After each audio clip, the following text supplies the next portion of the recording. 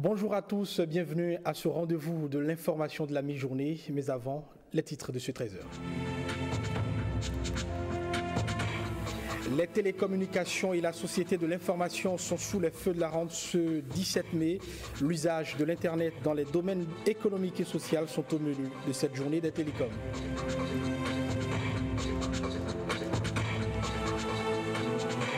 Les contours d'un cadre juridique sur la santé sexuelle et la reproduction dans notre pays se dessinent. Les avant-projets de décret d'application de la loi 2003 sont en validation.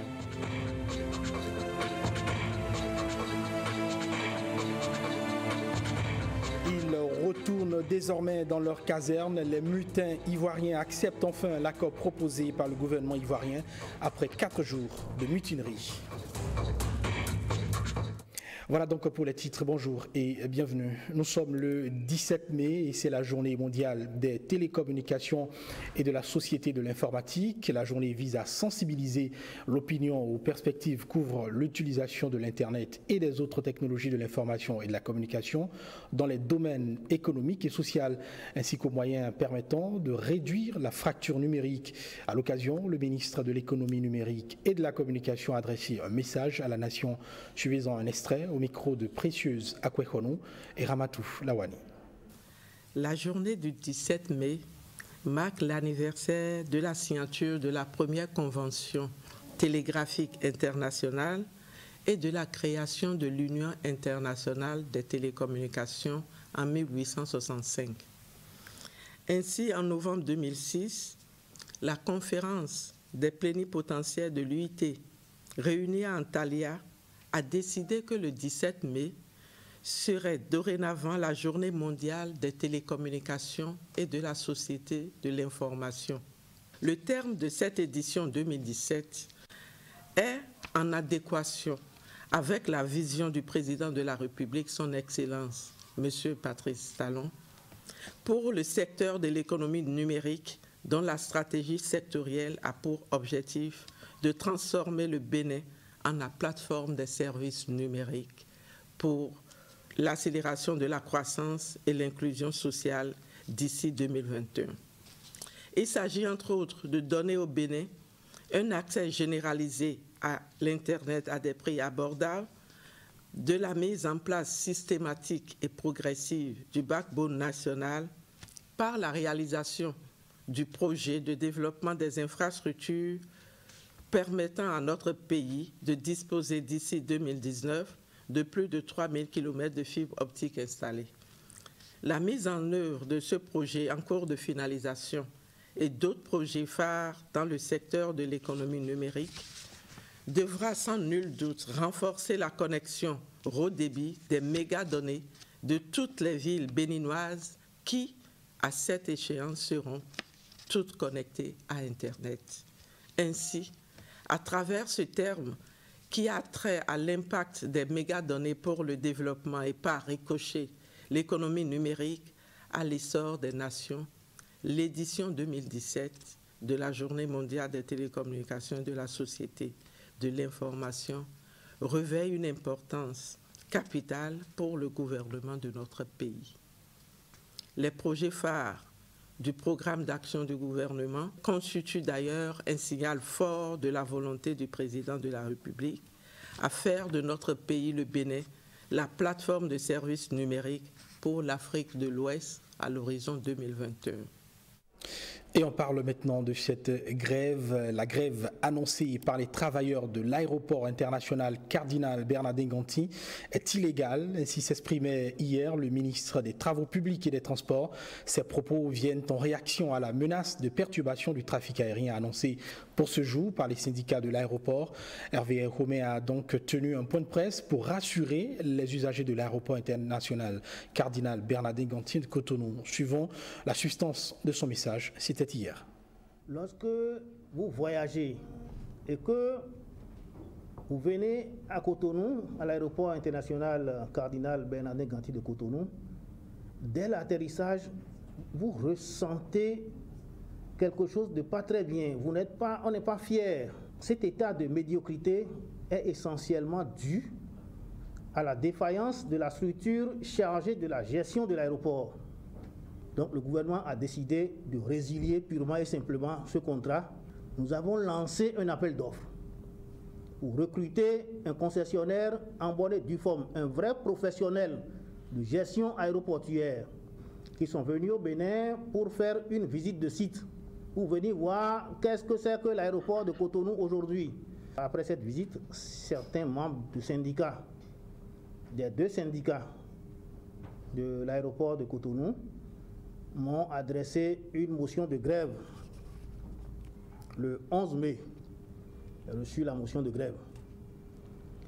Et dans la motion, la grève sera déclenchée à partir de demain mercredi à 12h. Cette grève, si elle venait à être une réalité demain, serait totalement illégale et reconnue comme telle par la direction générale de l'ASECNA à Dakar. Et l'ASECNA a déjà pris des dispositions juridiques dans ce sens. Mais ce que je voudrais dire ici, c'est de rassurer toutes les compagnies aériennes, de rassurer tous les usagers de la plateforme aéroportuaire, que toutes les dispositions sont prises en liaison avec la direction générale de l'ASECNA à Dakar pour un fonctionnement régulier et permanent de l'aéroport international Cardinal Bernardin Ganty de Cotonou. En d'autres termes, nous n'allons annuler aucun vol. Et aux dernières nouvelles, on apprend que la grève a été suspendue. Le syndicat uni des travailleurs de l'aviation civile et de la météorologie est en pourparlers avec les autorités de tutelle. Autre entité, autre mouvement d'humeur, les employés du centre hospitalier universitaire départemental du Borgou, eux, donnent de la voix à travers un sit-in. Ils réclament de meilleures conditions de vie et de travail pour assurer la mission qui est la leur, sauver les vies. Suivez ce reportage.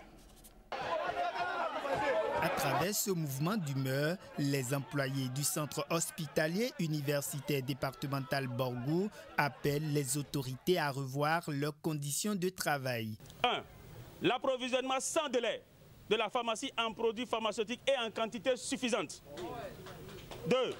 L'approvisionnement sans délai du magasin en consommables médicaux à l'effet d'assurer une dotation suffisante des services.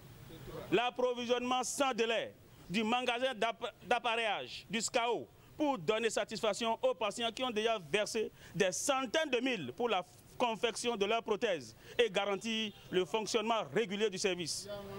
4. La dotation à temps du laboratoire en réactifs divers et en quantité suffisante. Le directeur du CHU DBA reconnaît la légitimité des revendications de ces travailleurs et s'engage à les transmettre à sa hiérarchie. Les agents de l'hôpital sont fatigués de voir le directeur de l'hôpital leur dire la même chose, les apaiser chaque fois, leur promettre des choses sur la base des promesses qui lui sont données, les promesses non tenues. Donc nous allons tout simplement dire aux employés de l'hôpital que nous allons rendre compte à l'autorité et nous pensons que leur cri de détresse sera écouté par l'autorité. Les travailleurs promettent des actions plus corsées si dans un bref délai des solutions efficaces ne sont pas apportées à leurs préoccupations. Je le disais dans les titres, 4 avant-projets de décret d'application de la loi relative à la santé sexuelle et la reproduction sont sur la table des cadres du ministère en charge de la justice et de la famille. Ils sont à grands propos pour valider les 10 projets pour une meilleure application de la loi numéro 2003-04 du 3 mars 2003. Henri Fachinan, Évariste Zomaon nous restituent les travaux.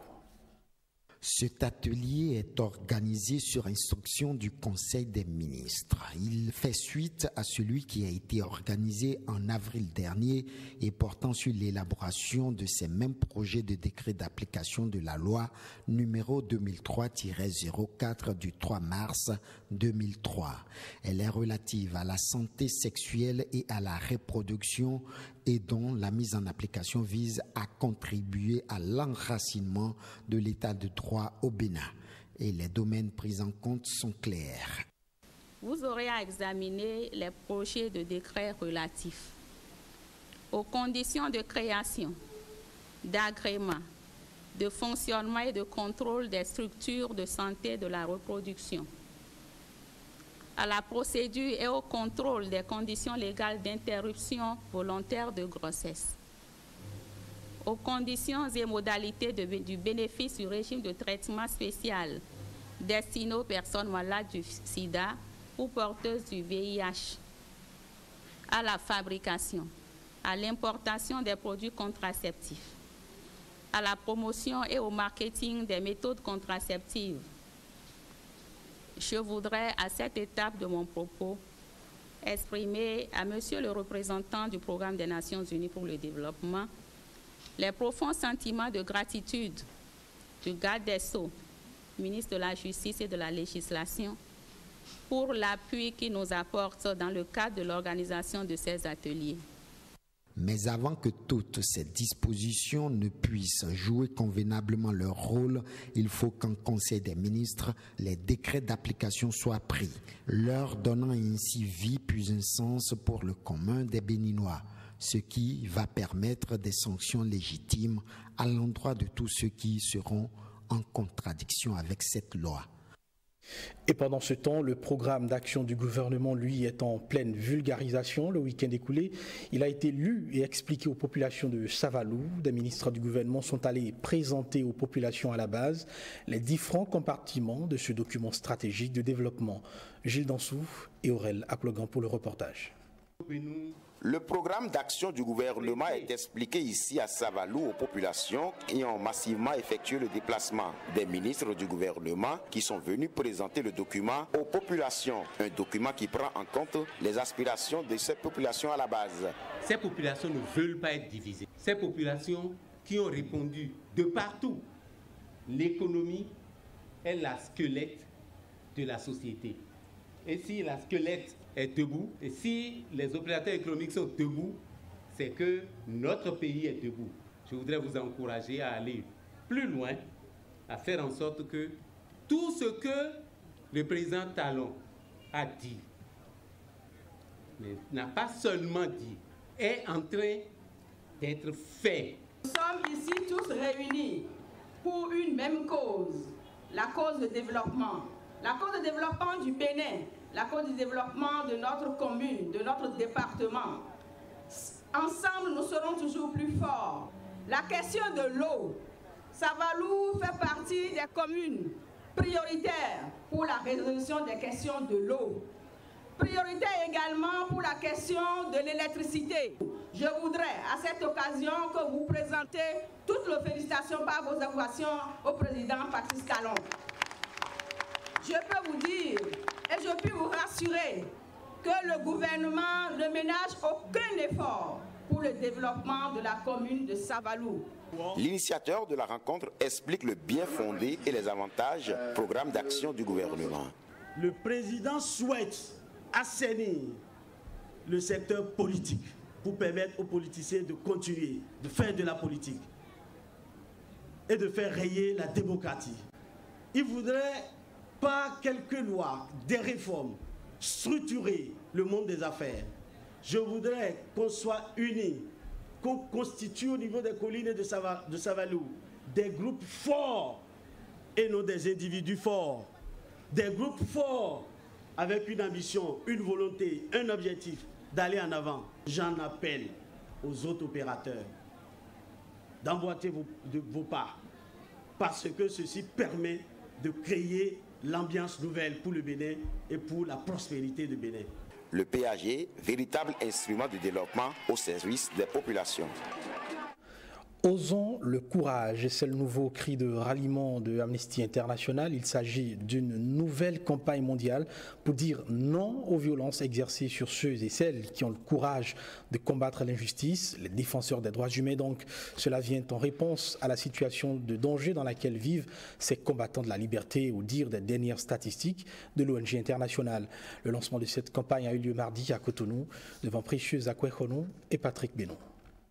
À travers cette nouvelle campagne mondiale, Amnesty International veut mettre fin à la vague d'attaques dont sont victimes les hommes et les femmes qui défendent les droits humains. Au moins 87 défenseurs des droits humains et 48 journalistes ont été arrêtés arbitrairement en Afrique de l'Ouest depuis 2014. Et pourtant, les défenseurs des droits de l'homme ne sont pas des ennemis de l'État, mais des personnes qui prônent l'égalité et la justice.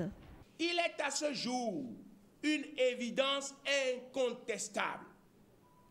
C'est que consacrer son temps, son énergie, ses ressources au triomphe de la justice, à la promotion de l'égalité entre les hommes et les femmes, à la célébration de la tolérance religieuse au sein de nos communautés, c'est prendre un risque démesuré.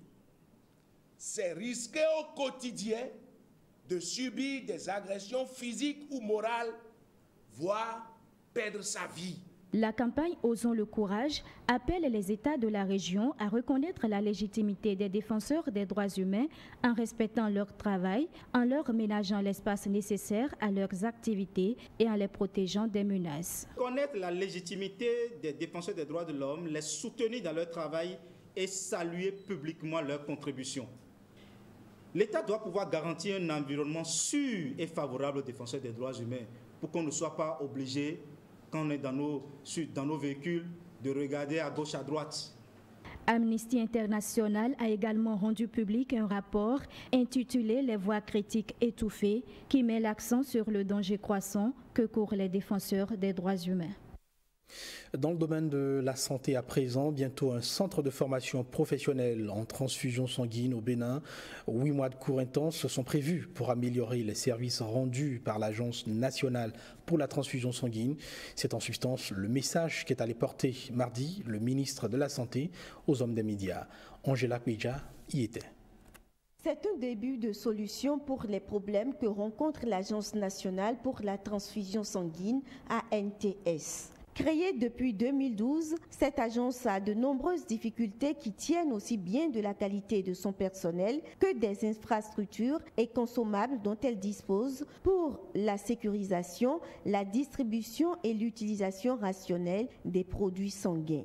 La création de centres de formation professionnelle en transfusion sanguine vient donc à point pour améliorer les performances et prestations du personnel de l'ANTS. Ce personnel étant en nombre insuffisant dans nos formations sanitaires, les actes transfusionnels sont réalisés sur la base des formations générales délivrées par les instituts de formation. Par ailleurs, les départs à la retraite sont nombreux ces dernières années sans qu'il soit possible d'assurer une relève de qualité. Il est alors indispensable de renforcer durablement les capacités des paramédicaux en transfusion sanguine et d'assurer le remplacement des partants. D'où la création d'un centre de formation professionnelle en transfusion sanguine en application du décret numéro 14-787 du 31 décembre 2014. Seuls les infirmiers, sages-femmes et biotechnologistes déjà en service vont accéder à ce cours de 8 mois. Pour cette première promotion, l'Agence française de développement a déjà pris en charge les frais de formation qui s'élèvent à 1 500 000 francs CFA par étudiant. Le souci étant de renforcer nos formations sanitaires dans leur capacité à poser les actes transfusionnels, nous avons demandé, monsieur le ministre a demandé à chaque DDS, directeur départemental de la santé, de choisir 3 apprenants. Et c'est ainsi qu'un infirmier, une sage-femme et un technicien ont été choisis par département, par le DDS, de manière à pouvoir créer un pool de spécialistes qui va les aider à améliorer tout ce qu'il y a comme acte de transfusion. D'autres partenaires ont apporté leur soutien à l'ANTS pour rendre possible ces cours qui vont certainement réduire les désagréments que rencontrent les populations. Il s'agit du PASMI, de la CTB, de l'APF et du PAORSI. Parlons éducation à présent. L'examen du certificat d'études primaires, le CEP, session 2017, est prévu pour le 26 juin 2017. À quelques 40 jours de l'échéance, les candidats du département du Borgou se préparent activement. Un examen blanc a été organisé à leur intention lundi pour mieux apprécier leur niveau avant le jour J. Une de nos équipes à Parakou est allée prendre le pouls de ces candidats dans quelques centres d'examen. Landry Kossou et Simon Villon.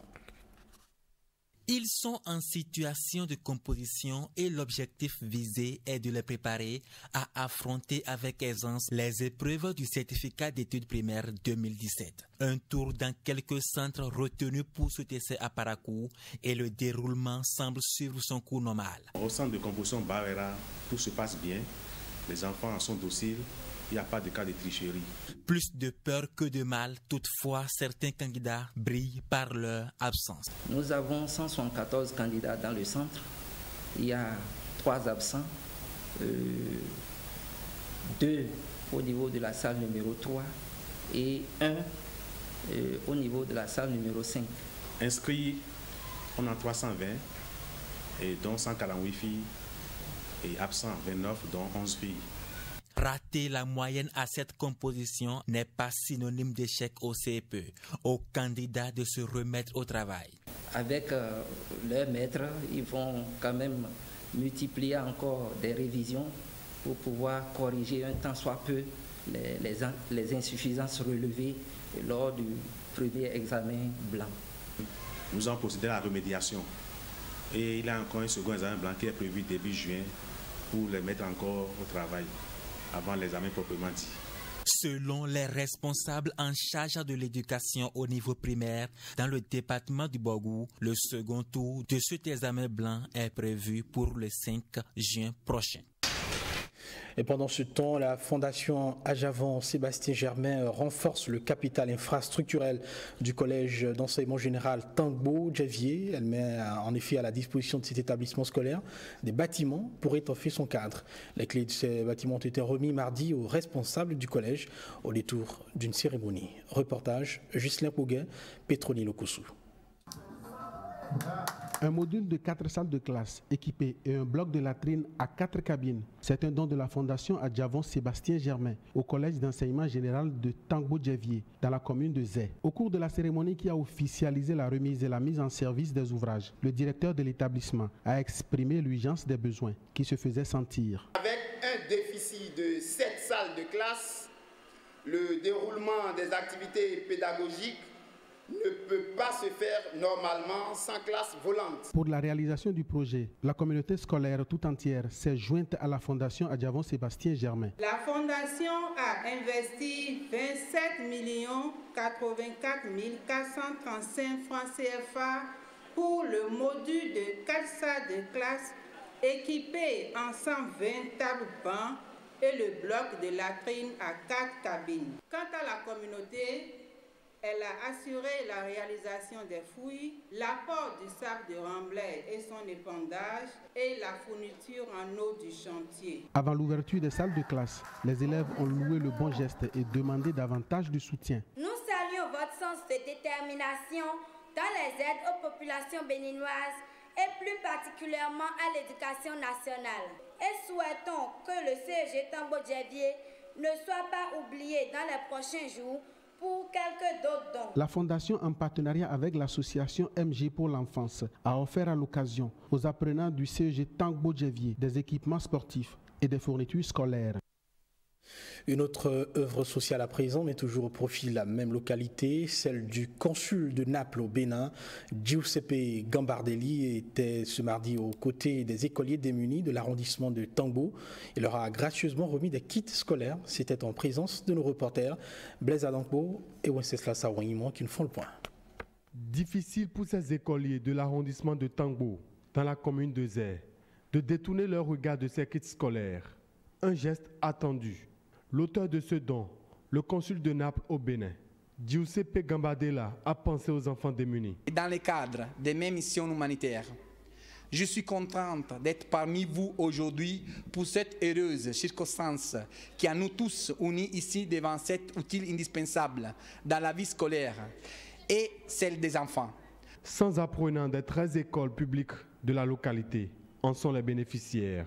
Un acte de générosité. Votre temps de quitter aux enfants démunis est un grand bien pour l'arrondissement de Tangbo. Nous gardons en souvenir pour la rentrée prochaine ce que vous nous avez donné.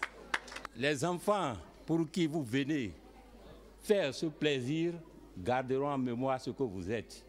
L'Église catholique Mater et Magistra dans le service de la charité est une alliée de taille à vos côtés. Et ce geste pour appuyer notre pastoral ici, dans ce village de Tangbo, en est une reconnaissance. Des actions qui vont désormais s'étendre à d'autres localités. La même cérémonie va se poursuivre dans les communes d'Abomey, de Dangbo, de Dogbo, de Djougou, dans la localité de Kokotomé. Le consul de Naples au Bénin découvre aussi le talent artistique de ses écoliers. Giuseppe Gambardella continue sa marche vers Nati Tengu. Une note de culture dans cette édition avec ce brassage culturel qui transcende les frontières. Les Djara de Djougou et leurs alliés du Mali renforcent leurs liens séculaires. C'est à la faveur du 3e congrès ordinaire de l'association des Djara ressortissants de Djougou. Au détour de ce creuset de retrouvailles, les participants ont une fois encore mis l'accent sur la préservation des valeurs identitaires. Plusieurs activités ont meublé ce congrès ordinaire. Reportage Abdoulafou Idrissou et Ousmane Baparapé. L'association des Djara ressortissants de Djougou souhaite ici la bienvenue aux Djara du Mali. Une rencontre qui doit aboutir au congrès ordinaire à la place de l'indépendance. Pleinement conscient de l'objet de notre regroupement qui vise le renforcement des relations entre les Djara de Djougou, de la diaspora et du reste du monde, le bureau issu du 2e congrès a effectué des missions importantes au Mali, au Niger, au Ghana et au Togo. Ces déplacements ont permis d'atteindre des objectifs assignés, tant on peut constater aujourd'hui que beaucoup de nos liens séculaires s'en sont trouvés renforcés et rétablis. C'est le retour aux sources. Ne rompons plus le pont établi entre les Djara. Vous m'avez promis que très prochainement, vous organiserez un sommet mondial des Djara et des Djara. Au nombre de la série d'activités, une communication relative à la lignée des Djara. Ils sont originaires de Ségou, autant des Soni Alibert, de Laskia Mohamed, Laskia Daoud, Laskia Nou. Vous avez vu, il y a eu éclatement. La compétition de la lecture coranique suivie de la finale du tournoi des Djara constitue les autres temps forts de ces retrouvailles. Après 70 minutes de jeu au stade d'Achoukouma de Djougou, Tigre Noir de Baparapé l'emporte sur Dynamique FC de Léman Farani avec 4 tirs contre 2 suite à l'épreuve fatidique. Mes impressions sont très bonnes parce que si nos autres sont contents, moi je m'en réjouis. Je remercie tous ceux qui ont participé de loin ou de près à ces événements. Et puis des nouvelles de l'étranger avant de boucler cette édition en Côte d'Ivoire. Les soldats mutins de Bouaké ont accepté l'accord annoncé la veille par le gouvernement, un accord qui permet de mettre un terme à 4 jours de mutinerie dans plusieurs casernes du pays. C'est ce qu'ont affirmé plusieurs mutins mardi. Reportage de nos confrères d'Africa News. Le gouvernement ivoirien et les soldats mutins signent la paix des braves. Après 4 jours de protestation, les militaires ont accepté de regagner leur caserne après avoir accepté l'accord annoncé par le gouvernement. Les termes de l'entente entre les deux parties n'ont pas indique qu'une prime de 5 millions de francs CFA va immédiatement être payée aux soldats, tandis que les 2 millions restants seront réglés à la fin du mois de juin. Après ce que le président a dit hier, nous sommes satisfaits. On a su convaincre nos collègues, nous allons rentrer en caserne. On a déjà libéré le corridor. Comme vous voyez, nous avons nos collègues policiers. Bon, on va chercher à rentrer en caserne. C'est là-bas que notre place. Notre place, c'est pas ici. La décision du gouvernement de régler la totalité des sommes promises a finalement eu raison de la détermination des mutins qui avaient rejeté la proposition du ministre de la Défense lundi soir. En vue d'éviter tout enlisement et plus d'endeuillement de famille, l'état-major général des armées a entrepris des échanges avec les soldats hier, dimanche 14 mai, et ce lundi 15 mai 2017. À l'issue de ces échanges, un accord a été trouvé. La mutinerie qui semble connaître son épilogue a débuté en fin de semaine dernière au lendemain d'une rencontre entre le président Alassane Ouattara et les représentants des mutins de janvier. Ces derniers avaient alors demandé des excuses au chef de l'État et renoncé à leurs revendications financières. Voilà, ce sera tout pour cette édition. Merci de nous avoir suivis. Excellent après-midi en compagnie de nos programmes.